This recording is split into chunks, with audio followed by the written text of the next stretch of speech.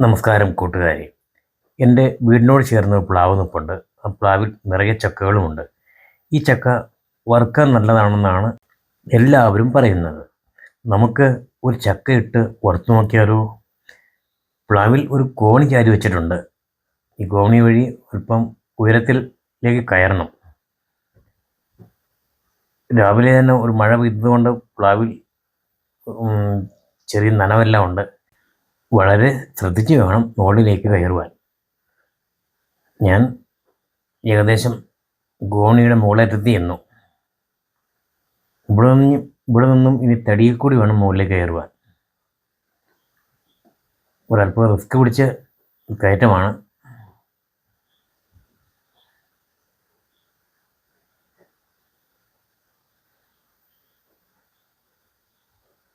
പ്ലാവിൽ നനവുള്ളതുകൊണ്ട് കയറാൻ ചെറിയ ബുദ്ധിമുട്ടുണ്ട്.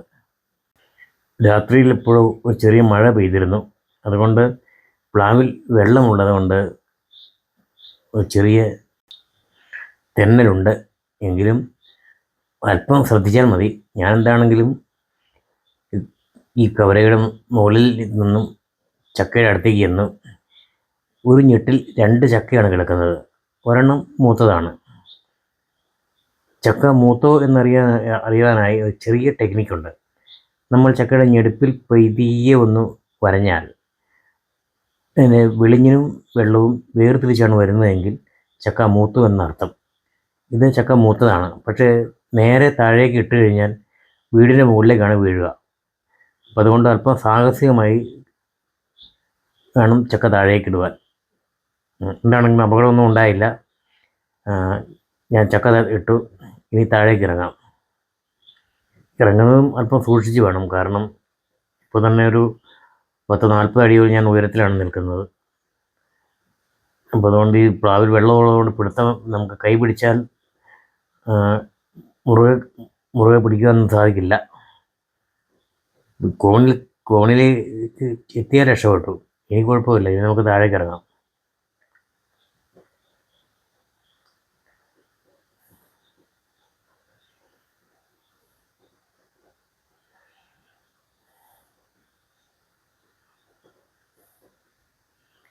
ഞാൻ താഴെ ഇറങ്ങി.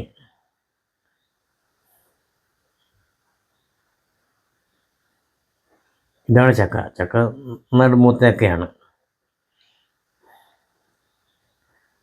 നമ്മളത് വെട്ടി വെച്ചു. ഇത് ചക്ക ഇനി അരിയുക എന്നുള്ളൊരു പ്രശ്നമുണ്ട്. അരിയുക എന്ന് പറയുമ്പോൾ ഈ അരിയുന്ന കഷ്ണങ്ങളെല്ലാം ഒരേ കനത്തിലായിരിക്കണം. കൂടുവാനോ കുറയുവാനോ പാടില്ല. അങ്ങനെ കൂടുകയും കുറയുകയും ചെയ്തു കഴിഞ്ഞാൽ അല്പം മുഴുത്ത കഷ്ണമാണെങ്കിൽ വേകാൻ താമസം വരും.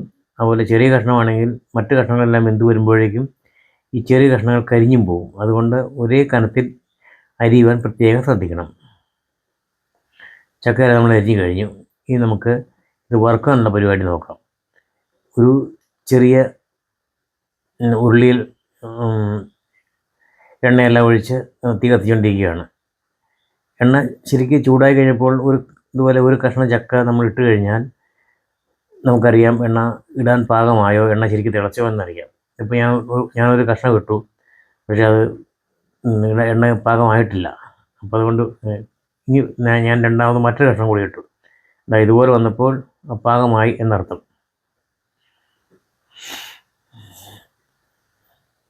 ഇനി നമുക്ക് ചക്കയെല്ലാം വാരി എണ്ണയിലേക്ക് ഇടാം. എണ്ണയിലേക്ക് ഇടുമ്പം കൊച്ചു കുട്ടികളെ അടുത്ത് നിർത്താതിരിക്കാൻ ശ്രദ്ധിക്കണം. കാരണം ഈ എണ്ണയിൽ നിന്നും തിളച്ച എണ്ണ ചിലപ്പോൾ മുഖത്തേക്ക് തെറിക്കാൻ സാധ്യതയുണ്ട്. മാത്രമല്ല നമ്മുടെ കയ്യിലോ കാലിലോ തെറിച്ച് വീഴാതിരിക്കുവാൻ പ്രത്യേകം ശ്രദ്ധിക്കണം.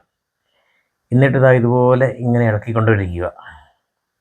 ശരാശരി 15-20 മിനിറ്റ് വേണം നമ്മൾ ഈ ചക്ക ഒന്ന് പാകമായി കിട്ടുവാൻ.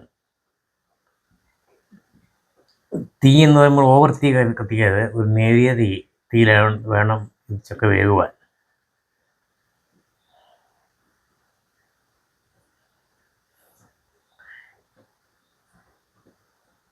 ലോ ഫ്ലെയിമിൽ തന്നെ തീ കത്തിക്കൊണ്ടിരുന്നാൽ ഒരു 15-20 മിനിറ്റ് കൊണ്ട് നമുക്ക് ചക്ക പാകമായി കിട്ടും. ചക്ക വെളുത്തിരിക്കുന്നത് കൊണ്ട് നമ്മൾ അല്പം മഞ്ഞൾപ്പൊടി കൂടി ഇതിലേക്ക് ആഡ് ചെയ്തിട്ടുണ്ട്. മഞ്ഞൾപ്പൊടി ആഡ് ചെയ്യുന്നതിൻ്റെ ഉദ്ദേശം ചക്ക വറുത്ത് ചെയ്ത ചക്ക ഒരു ചെറിയ മഞ്ഞ നിറത്തിലിരിക്കുമ്പോൾ കാണാൻ തന്നെ ഒരു ഭംഗിയുണ്ടാകും. ഇത് കട്ട പിടിക്കാതിരിക്കുവാനും അടിയിൽ പിടിക്കാതിരിക്കുവാനും നമ്മൾ ഇതുപോലെ ഇളക്കിക്കൊണ്ടിരിക്കണം. ഞാൻ ആദ്യമേ പറഞ്ഞ പോലെ തന്നെ 15-20 മിനിറ്റ് കൊണ്ടേ ചക്ക പാകമായി കിട്ടുകയുള്ളൂ. അതുവരെ നമ്മൾ ഇതുപോലെ ഇളക്കിക്കൊണ്ടിരിക്കണം.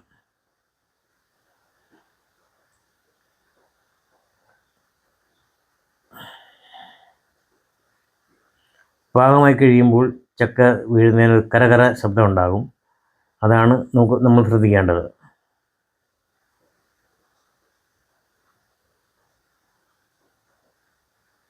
ഇത് ഈ നമ്മൾ പൊക്കി താഴത്തേക്ക് ഇടുമ്പോൾ ഉണക്കക്കപ്പ വാരി ഇടുമ്പോൾ ഉണ്ടാകുന്ന ഒരു ശബ്ദമായിരിക്കും നമുക്കിവിടെ ഫീൽ ചെയ്യുക.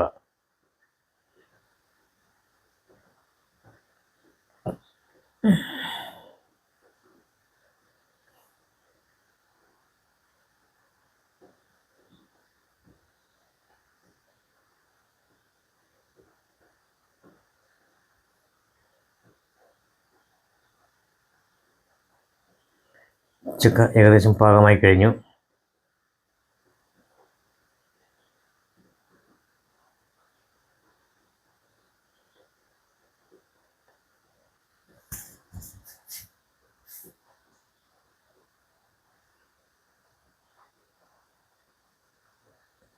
എല്ലാം തന്നെ നല്ല വറുത്ത് ഉണങ്ങിയിരിക്കുന്നു. ഇനി നമുക്കൊരല്പം ഉപ്പ് തെളിക്കാം.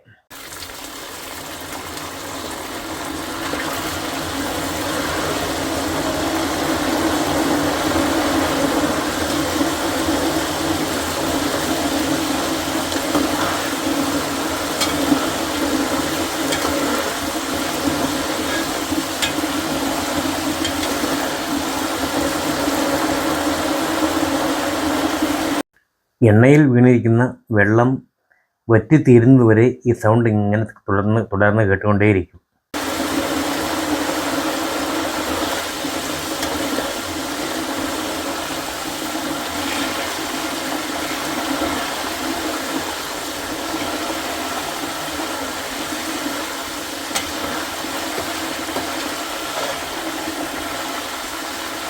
പിന്നെ കളഞ്ഞു 20 മിനിറ്റോളം പിന്നിട്ടിരിക്കുന്നു.